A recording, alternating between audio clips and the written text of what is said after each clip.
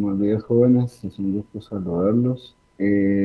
Quisiera que se tomaran la molestia de indicarme de que si estamos bien con audio y si estamos bien con el tema del video, para ver si se ve la presentación, si me hicieran favor, para que podamos iniciar con la clase.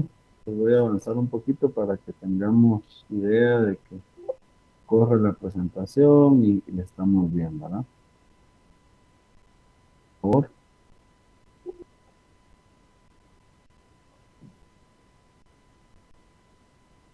Si me hicieran favor, un correíto, se los agradezco mucho para que podamos dar inicio y que no tengamos ningún problema.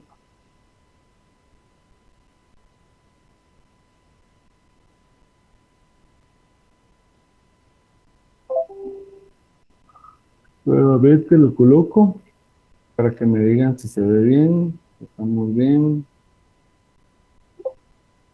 o tenemos algún problema de audio, de video, por favor.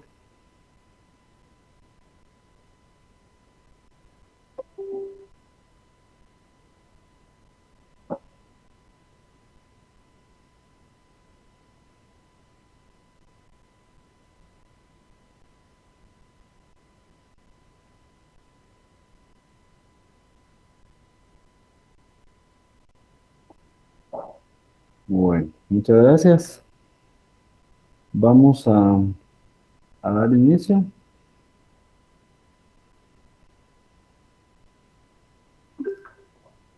Excelente.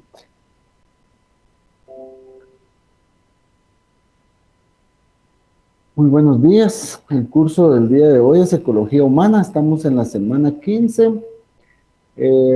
Tenemos bastantes temas para tratar el día de hoy. Vamos a hablar un poco de biodiversidad y protección de las especies silvestres, consecuencias de la pérdida de la biodiversidad, ecosistemas como recurso, conservación y preservación, problema de los desechos sólidos, el uso de combustibles fósiles, la energía nuclear, solar y eólica. El objetivo de hoy es conocer las consecuencias de la pérdida de biodiversidad.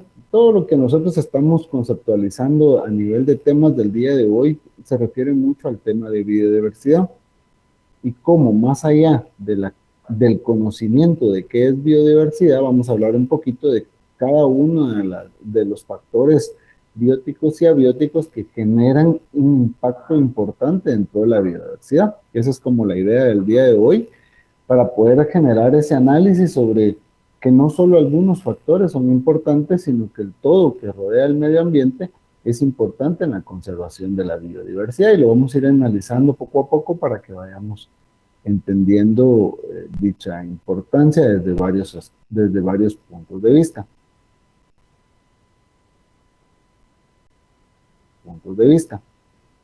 Entonces, por ejemplo, el concepto de diversidad se hizo popular en 1992 en la conferencia de las Naciones Unidas sobre Medio Ambiente y Desarrollo, celebrada en Río de Janeiro. Por ejemplo, biodiversidad actualmente también incluye toda la parte genética, la parte de comunidades y la parte de los paisajes. Anteriormente, pues solo hablaba básicamente de las especies, ¿verdad? Hoy hablamos de cómo se da la dispersión genética, cómo conviven esas especies, ¿verdad? Y dentro del medio ambiente, ¿verdad? Por ejemplo, se fueron dando cuenta de que algunas especies iban desapareciendo derivado de algunos cambios en las condiciones ideales para su desarrollo, ¿verdad? Vimos, si se recuerdan desde un inicio, pues hay algunas que por selección natural se van adaptando, ¿verdad? Pero hay algunas, digamos, que básicamente se generan a través de la sobrevivencia, ¿verdad? La capacidad de adaptabilidad a los cambios, digamos, súbitos en algunos casos que se van dando, ¿verdad? Entonces, inicia ese tema a empezar a sonar derivado de que se dan cuenta de que eso empieza a suceder, ¿verdad? Entonces entendemos que biodiversidad o diversidad biológica es la variedad de la vida, ¿verdad? Entonces, este concepto incluye varios niveles de la organización biológica. Abarca la diversidad de especies de plantas, animales, hongos y microorganismos que viven en un espacio determinado, a su variabilidad genética, a los ecosistemas de los cuales forman parte estas especies y a los paisajes o regiones en donde se ubican los ecosistemas. Entonces, como vemos, biodiversidad ya no solo abarca, digamos, toda la parte de especies, ¿verdad? Ya también tiene que ver un poquito hasta el tema de los paisajes, ¿verdad? Entonces, por ejemplo, es importante reconocer, digamos, que en el área de la Tierra, de toda el área de la Tierra, el 70% no tiene bosques, por ejemplo, y el 30% sí tiene bosques. Entonces, ¿esto por qué lo digo, verdad? Porque los bosques son el hogar de aproximadamente 2/3 de las plantas y animales del mundo. Cuando los árboles son talados y los bosques se degradan, la flora y fauna únicas que dependen de esos ecosistemas enfrentan la amenaza de extinción. Para proteger las especies en peligro y prevenir que se unan a la lista de aquellas que actualmente no están amenazadas, es vital que conservemos las tierras forestales. Entonces, la imagen es bastante clara, ¿verdad? Porque dice que el 30% donde tenemos bosques, que ya explicamos en esta parte cuál es la importancia de esos bosques, tenemos el 67% de especies de animales y plantas, es decir, ¿verdad? 2/3 de animales y plantas van a estar nada más en el 30% de los bosques que hay en el mundo. Eso significa que a mayor que podamos acrecentar la cantidad de bosques, vamos a mantener la biodiversidad de especies de animales y plantas, ¿verdad? Entonces, en el 33% se encuentran todas aquellas, el 33% son todas aquellas especies que se encuentran en lugares que no necesitan bosque, ¿verdad? Entonces, creo o consideremos que es importante la implementación de las áreas de bosque y principalmente aquellos bosques naturales, ¿verdad? La diversidad es garantía de futuro para la vida, digamos, cuando queremos entender un poquito el por qué deberíamos de mantener esa biodiversidad. Las especies silvestres son depositarias de estrategias y fórmulas de defensa frente a los cambios externos. Estamos hablando de sequía, calor, frío, parásitos y enfermedades. Los genes de las especies vegetales silvestres poseen una importante información para el futuro alimentario de la humanidad. ¿Por qué es importante las especies silvestres? Porque acá claramente nos está diciendo que cuando nosotros tenemos especies silvestres, estas empiezan a buscar la forma de sobrevivir. Vamos a diferenciar una especie silvestre de una especie que hemos tratado o cultivado, que hemos manejado, que ya conocemos, que le conocemos sus plagas, sus enfermedades, que conocemos, por ejemplo, sus mejores formas de desarrollo, como un cultivo normal, y lo comparamos con una especie silvestre parecida de un crecimiento indefinido que básicamente no le conocemos nada.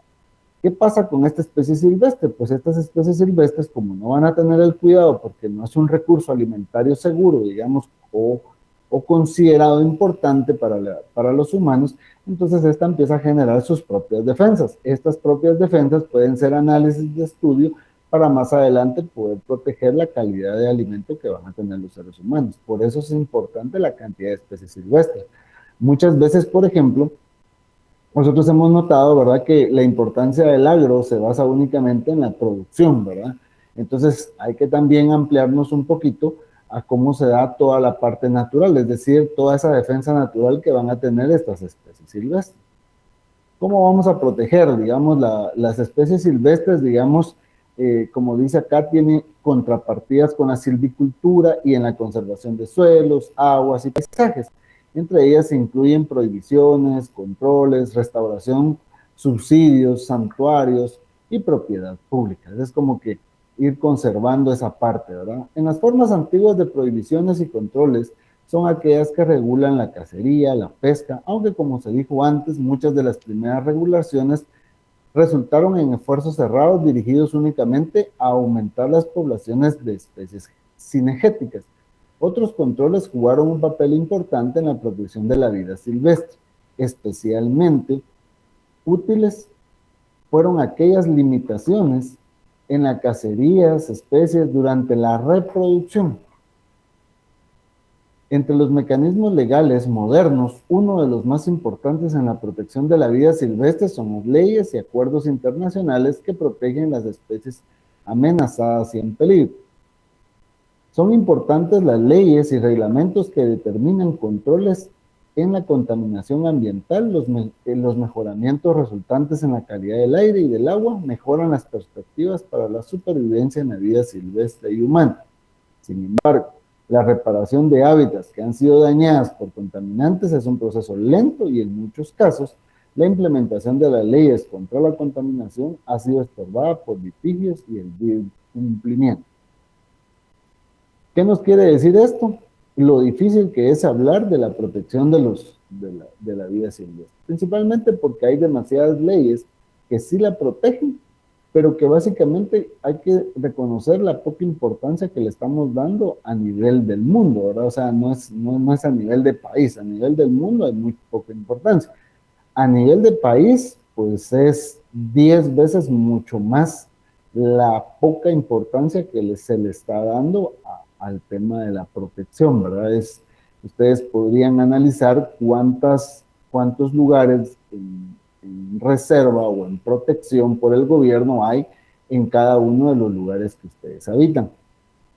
Y entonces, ¿por qué? Porque la mayoría de lugares donde ustedes ven bosques continuamente están siendo saqueados para el tema de leña, para el tema de extracción de especies, etcétera, ¿verdad? O sea, no dejan que se dé un crecimiento, ¿verdad? De manera natural, ¿verdad? Que se genere su propia sobrevivencia, ¿verdad? Entonces, obviamente, ¿verdad? Todas esas extracciones que se hacen van mermando de alguna manera las cantidades de población. ¿Qué causas encontramos en la pérdida de biodiversidad? Por ejemplo, la destrucción de hábitats es una causa, por ejemplo, el cambio climático, que es como el tema un poquito más sonado, que lo vimos ya hace un par de clases, las especies invasoras, la contaminación y la superpoblación humana. Por ejemplo, esta destrucción de hábitat tiene mucha relación con la superpoblación humana, porque la mayoría de crecimiento poblacional que se está dando, tanto en áreas urbanas como en áreas rurales, lo que está haciendo es que para poder generarse se da una destrucción de los hábitats, ¿verdad? Entonces, eso como consecuencia nos va a dar una pérdida y deterioro de los ecosistemas, la regresión de los ecosistemas y la desaparición del patrimonio genético. Entonces, eso es como que causas y consecuencias que vamos a nosotros a estar viendo, que en algunos casos pues ya lo logramos observar a nivel de país, pero como les repito, pues es muy poco importante.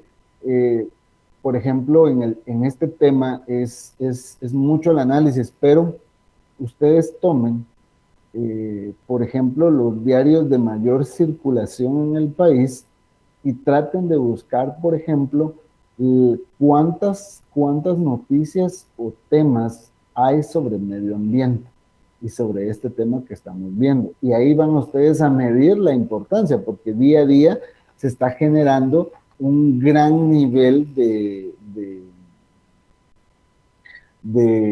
deterioro de los ecosistemas, la destrucción de hábitats, pero nadie dice nada. Pero como una forma, digamos, de aprender la realidad es ir ahí, ¿verdad? Vean también en noticias, en canales televisivos, cuántas noticias hay del tema ambiental.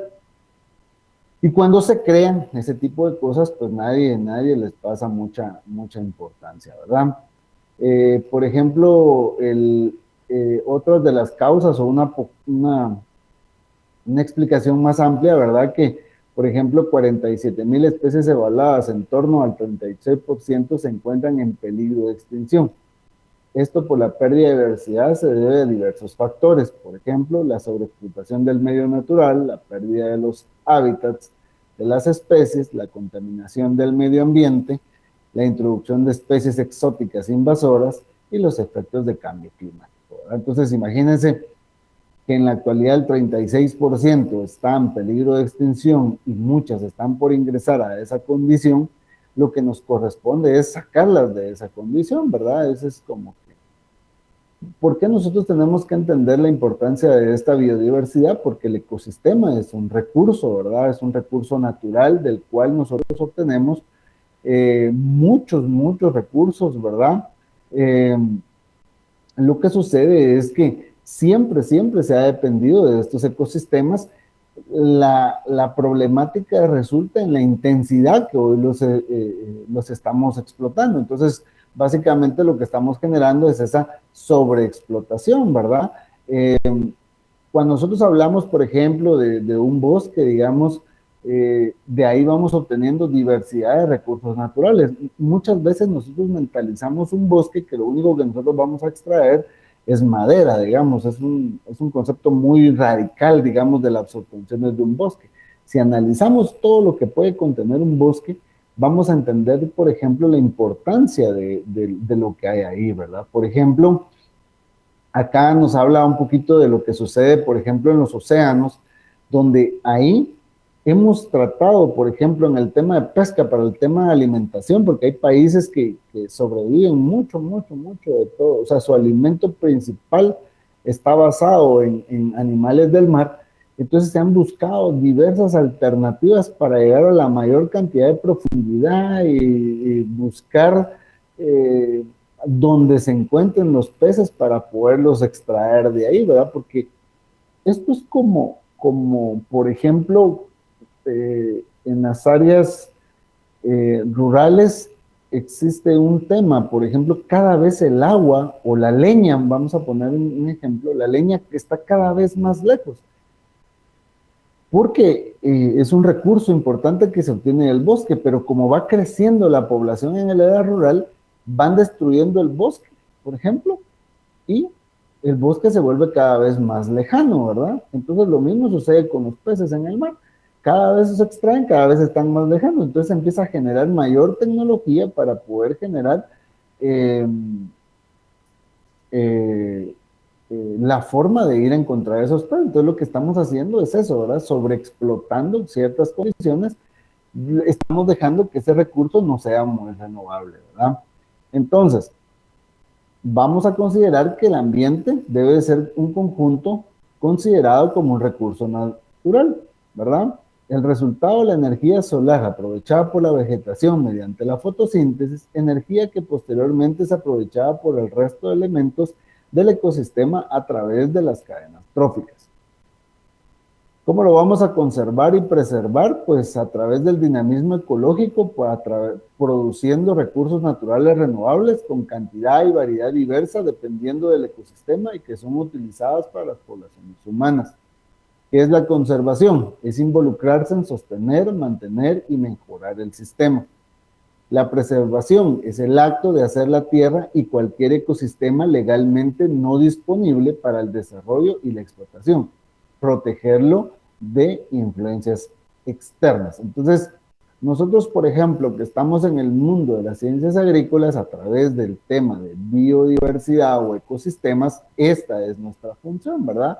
Conservar y preservar, ¿verdad? Esto tiene que quedar así como que muy claro, ¿verdad? ¿Cuál es la función? Ahora, la acción real, pues va a depender mucho, ¿verdad? En este caso dice la meta final es esencialmente la misma, la protección de los recursos naturales y de la vida salvaje, mantener el ambiente intacto y saludable.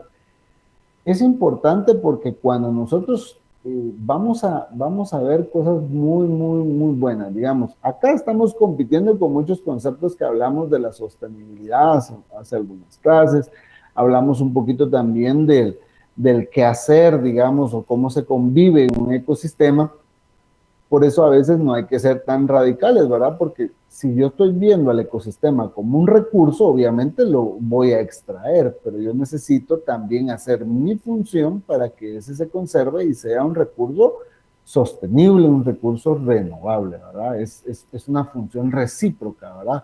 Lo que sucede en la actualidad es que lo estoy explotando y no estoy devolviéndole nada al ecosistema, ¿verdad? Las áreas protegidas son los ámbitos donde se implementan las políticas de conservación y preservación. La conservación de estas áreas implica respetar los procesos ecológicos, evitando que las actividades humanas los impidan o modifiquen, ya que varios ecosistemas o especies no sobrevivirían en las condiciones actuales sin protección estricta. Bueno, entonces vamos a hacer algo, ahora vamos a seguir haciendo una dinámica de trabajo. Obviamente la hace el que quiere ir entendiendo el tema, ¿verdad? Busquen un lugar que esté conservado de acuerdo al gobierno en las áreas, vayan, investiguen qué se hace, si tienen problemas a sus alrededores, si el lugar está siendo invadido, vean a qué institución está a cargo, cuántas veces lo ha denunciado, cómo lo cuida, cómo lo publica, cómo lo hace ver a la población, para ir entendiendo, ¿verdad? Cómo la ley se va manejando, ¿verdad? Por ejemplo, en preservación vamos a hablar de algunas categorías de manejo como el Parque Nacional, la Reserva Científica como uno de sus objetivos principales, la preservación de ecosistema, fauna, flora, fenómenos naturales, ¿verdad? Entonces tenemos, por ejemplo, hay áreas de preservación, se van a clasificar como zonas de manejo, zonas de protección absoluta, zonas de amortiguamiento, zonas de protección, ¿verdad? O sea, va a depender de las condiciones, o sea, no todas están como que cerradas y que no podamos hacer nada, se van clasificando en el tema de preservación, ¿verdad? Para que todo se vaya manejando de una manera, porque no, hay algunas cuestiones no se pueden cerrar en su totalidad porque o son demasiado grandes o es necesario que se dé cierta explotación racional, ¿verdad? Por ejemplo, hay zonas donde no se permite el uso público sobre la investigación científica, las funciones administrativas, y por eso les decía yo, es importante que ustedes analicen cómo se está desarrollando, ¿verdad? Hablamos primero, por ejemplo, de buscar, digamos, de investigar un poquito cuánto se habla de biodiversidad, cuánto se habla de conservación del medio ambiente. Y lo podemos discutir en la próxima clase, pueden mandar un correíto y decirme, mire, encontramos esto, encontramos lo otro. Me pueden contar, por ejemplo, si donde ustedes habitan hay un área conservada, porque imagínense que nosotros estamos en el agro o en las ciencias agrícolas y no sabemos dónde hay lugares conservados, ¿verdad? Y tengo entendido que vamos en el 8º semestre, entonces hay que ser un poquito más investigativos y empezar a analizar qué tenemos a nuestro alrededor, cómo se conserva, ¿verdad? Y qué estamos haciendo, pues, o sea, y después hacemos la autoevaluación y nos decimos, bueno, ¿yo qué hago ahí, va? O sea, ¿cuál sería mi función, verdad? Los ecosistemas, ¿por qué los voy a conservar y por qué voy a entender como conservación la biodiversidad, ¿verdad? Se dice que el 22 de mayo es el Día Mundial de la Biodiversidad. Hagan su autoanálisis, ¿cuántos de ustedes sabían eso, verdad? Estando en el agro, llevamos ya 4 años en el tema. Entonces ustedes digan, ay, pues, ¿qué si eso es nuevo para mí, verdad?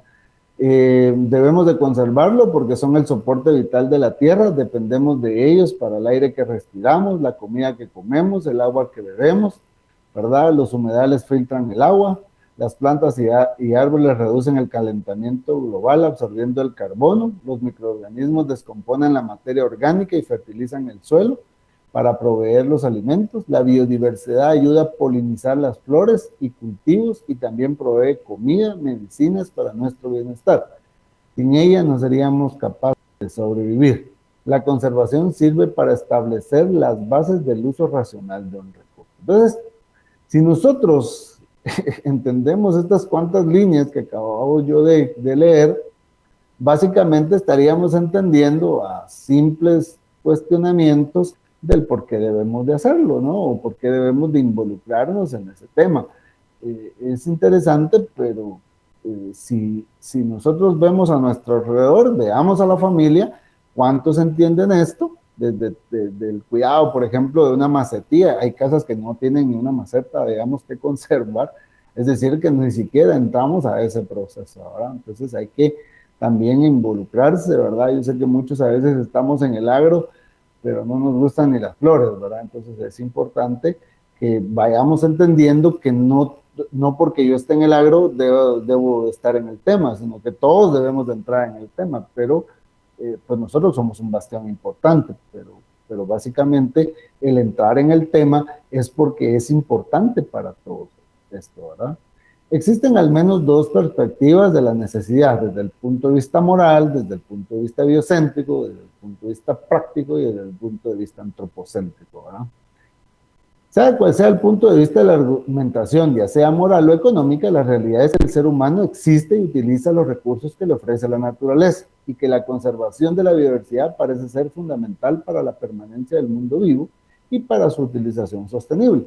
Es cuestión de que cada quien se pregunte si será parte del problema o de la solución, ¿verdad? Esto es lo que... Pero es que yo lo dije desde un inicio del curso, este es un curso de análisis, ¿verdad? No es un curso de memorística, digamos, de que nos sirva única y exclusivamente para decir esto es tal cosa, ¿verdad? Creo que esto es para generar ese análisis crítico, ¿verdad? Entonces, por lo tanto, ustedes no pueden considerar el ecosistema como la sumatoria de especies presentes, sino como el resultado de las interacciones entre ellas y de estas con el medio. Cuando yo estoy hablando de la interacción entre ellas, también estoy hablando que el ser humano interactúa ahí, ¿verdad? Porque es parte de ese medio. Entonces, ese es un ecosistema. Protección de especies, por ejemplo, hay una protección legal de especies en las últimas décadas de especies en peligro de extinción, ¿verdad? Por la caza, etcétera, ¿verdad? Las principales actividades humanas que ponen en peligro los hábitats son las grandes transformaciones agrarias, la urbanización del suelo y la construcción de infraestructuras. Nosotros podemos ver ecosistemas que son eliminados, por ejemplo, principalmente por la creación de edificios, etcétera. Yo no sé si recuerdan hace cuántos años fue, pero a ver si ustedes tienen un poquito más de memoria, pero cuando se construyó, por ejemplo, toda el área de Cayalá, por ejemplo, hubo una gran discusión por el tema, ¿verdad? Porque realmente era un área bastante boscosa, un área con una diversidad. Entonces, pues sí afectó el medio ambiente. Entonces se discutía mucho el tema de que por qué se había autorizado una licencia de construcción ambiental, ¿verdad? Yo creo que ya están ustedes en el tema, porque pues eso venía a afectar grandemente el medio ambiente. Imagínense en la ciudad de Guatemala, un lugar con altos índices de contaminación ambiental, ¿verdad? Especies animales en peligro de extinción, pues algunas reconocidas por el Consejo Nacional de Áreas Protegidas de Guatemala, CONAP, como amenazadas. Por ejemplo, en Guatemala en el 2013 tenía 181 animales vertebrados en peligro de extinción y 29 animales ya extintos. Ejemplo, el jaguar o pantera onca es el mayor felino de América, habita en el bosque tropical y se alimenta de mamíferos pequeños. El tapir o danta es herbívoro y se alimenta principalmente de plantas acuáticas, habita en los humedales del bosque tropical. La guacamaya roja habita en el bosque tropical y se reproduce una vez al año. Extintos, el pato poc, zampullín del lago de Atitlán o maca de Atitlán, es una especie extinta de ave podicipediforme de la familia Podicipidae endémica del lago de Atitlán, donde fue estudiada su biología e historia natural en los años 60. Entonces ahí tenemos, por ejemplo, todo el tema de biodiversidad. Vamos a entrar a ver, por ejemplo, lo que son desechos sólidos. Esto tiene un gran impacto en el tema de la conservación de los hábitats, ¿verdad? Porque al final, lo voy a seguir repitiendo, el ser humano es el encargado, es el primer contaminante, el primer contaminador, el generador del contaminante, ¿verdad? Y es el único que puede hacer realmente mucho, ¿no? Vamos a definir, es cualquier material que esté generado por la actividad humana y que está destinado a ser desechado. Aquellos desperdicios que no son transportados por agua y que han sido rechazados porque no se van a utilizar. Entonces entendemos que cuando nosotros estamos hablando de desecho sólido, ¿verdad? Es algo que no se va a llevar el agua, o sea, que no es parte del agua, porque eso ya lo vimos como aguas residuales en los temas anteriores. Entonces, esto es un... Y tuvo que haber sido desechado por el ser humano, ¿verdad? Cualquier cosa que haga, ¿verdad? Podemos hablar, por ejemplo, cuando se les sacaba la tinta del lapicero, ¿verdad? O el cuaderno que están ahora tomando nota y todos apuntando lo que vamos platicando, pues eso en algún momento pues les va a dejar de servir y lo van a desechar, ¿verdad? Porque ya no lo van a utilizar, ¿no? Vamos a asumir eso, ¿verdad? Según su fermentabilidad en desechos orgánicos e inorgánicos, según la inflamabilidad en combustibles y no combustibles, según su procedencia, sean domésticos, de jardinería, de barrido, etcétera, ¿no? según su volumen en convencionales y especiales, ¿verdad? Así es como vamos a clasificar todos los desechos sólidos, ¿verdad? Entonces sabemos de dónde vienen, el tamaño que tienen, si son inflamables o no, si se fermentan o no. Eso es básicamente la clasificación. ¿Cómo vamos a gestionar los desechos sólidos? Pues la idea es no perder el valor económico y la utilidad que pueden tener muchos de ellos y usarlos como materiales útiles en vez de desecharlos.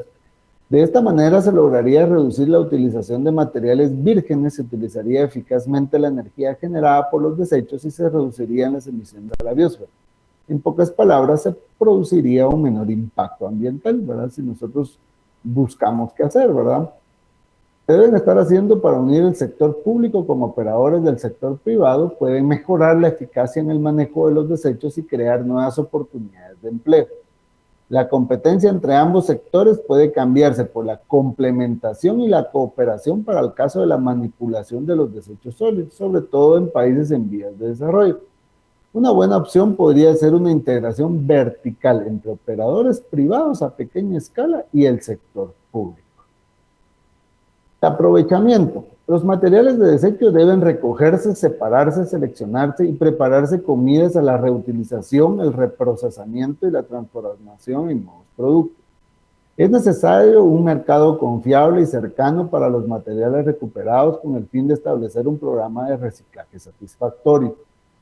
El ingreso económico, de esta forma, mejorar los ingresos familiares en las áreas de mayor vulnerabilidad socioeconómica. Entonces, no es solo, digamos, o sea, imagínense de que vamos a utilizar el concepto equivocado de decir basura. Es decir, que la basura la vamos a reutilizar, ¿verdad? Y además de eso, ¿verdad? O la vamos a aprovechar de alguna manera y todavía le podemos sacar un ingreso económico. Entonces creo que no estaría tan mal, ¿verdad? Otro tema importante de contaminación es el uso de combustibles fósiles, que es, por ejemplo, los combustibles fósiles son la fuente de energía más utilizada en el mundo. Se utiliza para generar energía eléctrica,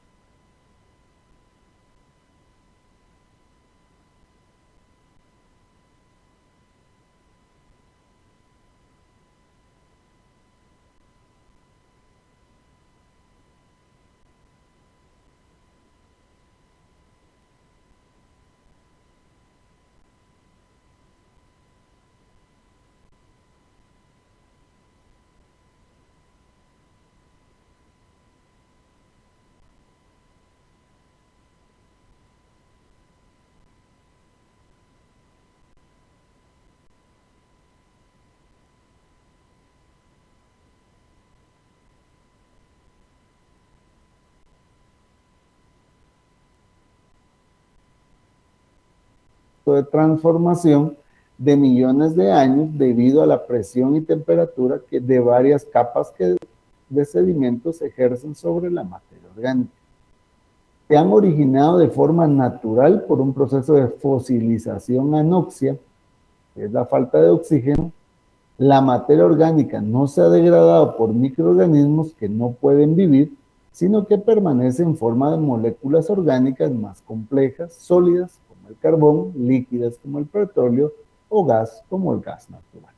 Entonces entendemos esto, ¿verdad? Es decir, cuando la materia orgánica inicia su proceso de descomposición de manera natural, ¿verdad? Eso es decir, que cuando una planta cumple su ciclo, pues declina, muere, empieza el proceso de descomposición, muere otra planta, le va cayendo, se van generando capas por miles, millones de años, ¿verdad? Y estos no tuvieron el tiempo, los microorganismos, de descomponerlo y así es como se van formando los.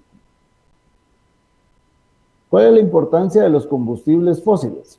Los combustibles fósiles tienen un poder alto de manera calorífica que los convierte en una importante fuente de energía útil para generar energía térmica.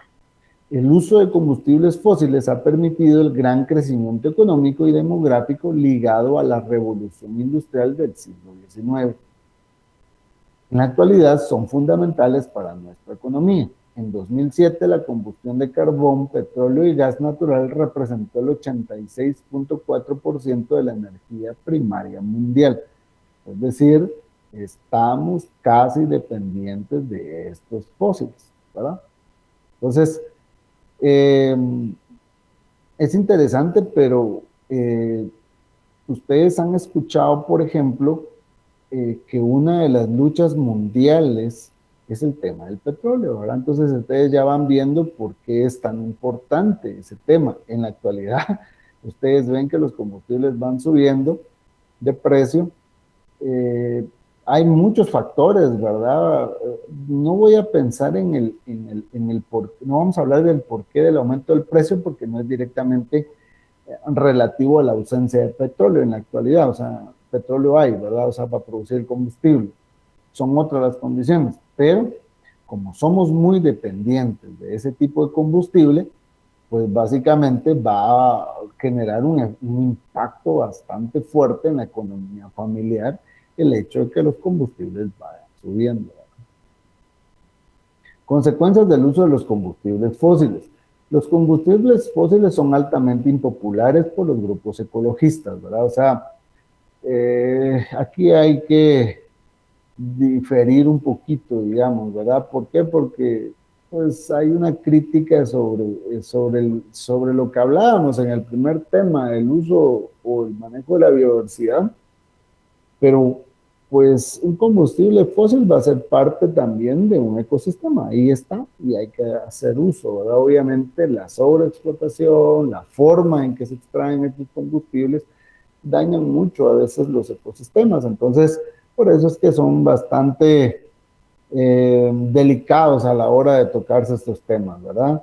Su combustión genera gran cantidad de gases que se convierten en gases de efecto invernadero, ¿verdad? Ya tocamos el tema, ya sabemos el impacto que generan entonces, se convierten en una de las principales fuentes de contaminación atmosférica debido a que contribuye a aumentar el efecto invernadero y en consecuencia al calentamiento global. Entonces es cuando estos grupos de ecologistas llegan a tener razón. El problema es este, la alta dependencia que hemos generado en el uso de estos combustibles, ¿verdad? Entonces, por ahí va, ¿verdad? Entonces, ¿cómo nos contraponemos nosotros, verdad? Dice, bueno, pues yo me necesito transportar, empecemos por ahí, ¿verdad? Entonces hay que empezar a hacer un análisis un poquito más equilibrado, digamos, para no contrapolarse, digamos, y entonces lo que hacemos es divagar entre una discusión técnica, teórica de lo que estamos tratando y no resolvemos absolutamente nada, ¿verdad? A veces nadie dice nada en todo esto, ¿verdad? Les decía, los tipos de combustibles fósiles, el petróleo, el carbón, el gas natural. Es el petróleo, es un aceite mineral constituido por hidrocarburos contenido en grandes bolsas a los estratos superiores de la corteza terrestre. Este combustible fósil, una vez refinado, da una gran cantidad de productos empleados como fuente de energía, especialmente en la automoción y los motores térmicos. Entre estos productos destacan la gasolina, el gasóleo, el fuel. También se pueden utilizar como materia prima de la industria petroquímica. El carbón es una roca sedimentaria de color negro, muy rica en carbón y con cantidades variables de otros elementos, principalmente hidrógeno, azufre, oxígeno y nitrógeno. La mayor parte del carbón se formó durante el periodo carbonífero hace 359 hasta 299 millones de años. El gas natural, una fuente de energía fósil, igual que lo son el carbón o el petróleo, está constituido por una mezcla de hidrocarburos, unas moléculas formadas por átomos de carbono e hidrógeno. Su poder calorífico varía mucho según su composición, pero los más elevados se encuentran entre los 8.5 y las 10.2 kilocalorías por metro cúbico de gas. Se trata de la energía fósil más limpia en cuanto a residuos y emisiones atmosféricas y del combustible más eficiente para la obtención de electricidad en las centrales térmicas. Se comenzó a utilizar a partir de los años 60 como combustible preferente, excepto en el transporte, donde continúa predominando el petróleo. Además, se usa también como materia prima en numerosos productos químicos. La energía nuclear o energía atómica. Vamos a ver este último tema, que es importante porque como que solo la escuchamos, ¿verdad? A veces y no sabemos ni lo que está pasando en este tema, pues yo creo que es importante conocer todas las aristas, les decía al inicio, del tema de los ecosistemas. Es aquella energía que se obtiene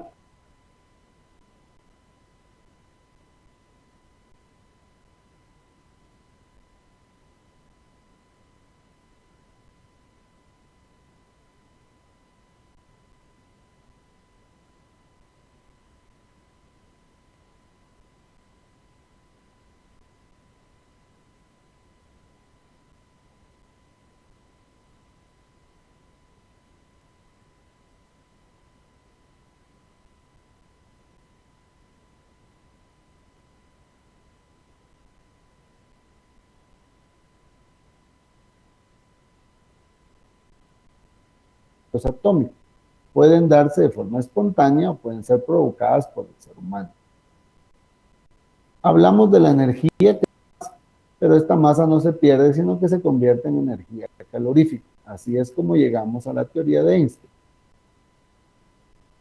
Un reactor nuclear. La fisión se inicia en el núcleo gracias a una rica fuente de neutrones que se encuentra inmersa en agua ligera, agua pesada o grafito. Este moderador, que es como se llama a esta fuente de neutrones, reduce la velocidad de los neutrones asegurando el impacto sobre otros núcleos de manera controlada. Energía solar. Es la que llega a la Tierra en forma de radiación electromagnética, luz, calor y rayos ultravioleta, principalmente procedente del Sol, donde ha sido generada por un proceso de fusión nuclear. El aprovechamiento de la energía solar se puede realizar de dos formas. Por conversión térmica de alta temperatura, es un sistema fototérmico, y conversión fotováltica, que es un sistema fotováltico. ¿Cómo se puede aprovechar la energía solar? Consiste en transformar la energía solar en energía térmica almacenada en un fluido. Para calentar el líquido se emplean unos dispositivos llamados colectores. El aprovechamiento de la fotováltica consiste en la transformación directa de la energía luminosa en energía eléctrica. Se utilizan para ello unas placas solares formadas por células fotoválticas de silicio o de germán. Pues ahí vemos, por ejemplo, cómo podemos nosotros hasta convertirla en energía eléctrica. Esto se está poniendo muy de moda, derivado de los altos costos que está teniendo la energía eléctrica, ¿verdad? Probablemente, como mirábamos anteriormente, pues entre más es difícil obtener el recurso del medio ambiente, más caro se vuelve, ¿verdad? Entonces, como la energía solar es gratis, pues obviamente pues, se está volviendo una forma de aprovechamiento. La energía eólica es la que utiliza la fuerza del viento para generar electricidad. Para ello se hace uso de los aerogeneradores, los cuales mueven una turbina y consiguen transformar la energía cinética del viento por energía mecánica. La cantidad de energía que se puede obtener está en función del tamaño del molino. A mayor longitud de las aspas se obtiene más potencia y por lo tanto más energía. Condiciones para la instalación. Se debe hacer una medición del viento a diferentes alturas y comprobar su dirección y su velocidad. Rosa de los vientos se le conoce a este paso. Es necesario instalar los aerogeneradores en suelo no urbanizable. Evitar la interferencia con señales electromagnéticas del entorno, como señales generadas por torres de telefonía, radio o televisión. Y tenemos cómo funciona, ¿verdad? Pues al final solo es la generación, transformamos esta energía, ¿verdad? Y la podemos llevar como energía eléctrica a las viviendas principales. Entonces, hoy hemos tratado de entender todo lo que compone nuestros ecosistemas, ver la importancia de la biodiversidad dentro del ecosistema. Eso es como la intención primaria del día de hoy.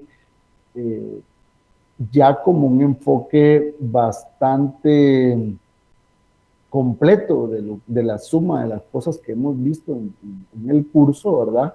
Para irlo entendiendo, por eso lo hacemos de una manera rápida, porque muchos de los conceptos que ya tratamos, pues ya los hemos discutido en clases anteriores y estamos concluyendo en la importancia del impacto que cada una de ellas genera ya de manera global.